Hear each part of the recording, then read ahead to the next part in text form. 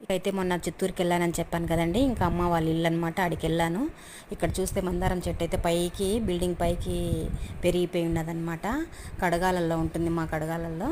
అక్కడి నుంచి పైకి ఎంత పైకి ఉందో చూడండి ఆ మందార చెట్టు అయితే. ఇంకైతే ఈ మందార చెట్టుని ఎందుకు ఇలా చూపిస్తున్నానంటే, నాకు పెళ్లి కాకముందు నుంచి ఈ చెట్లన్నీ ఉన్నాయండి. కడగాల్లోనే వేస్తున్నారు అన్ని రకాలు.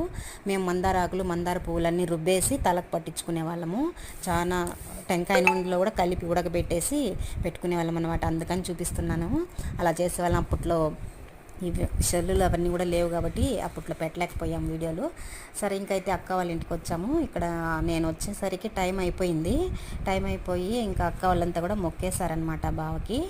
ఇంకా భోజనాలంతా తింటున్నారు. సరే, ఇంకంతా భోజనాలు అయిన తర్వాత 3 అయింది. ఇంక అందరూ అయితే కొంతసేపు కూర్చొని అమ్మ, పిన్ని, మా అక్క, మా తమ్ముడు భార్య వాళ్ళతో కూర్చొని కొంతసేపు అయితే మాట్లాడేసి ఇంకైతే బయలుదేరదామని